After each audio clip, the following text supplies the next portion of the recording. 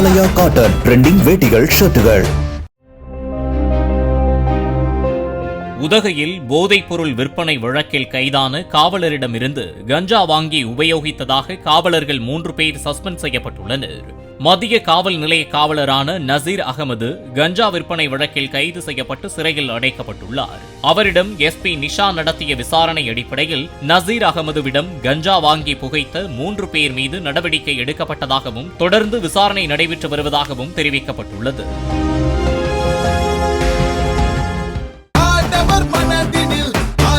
ஆலயா cotton trending வேட்டிகள் ஷர்ட்டுகள்.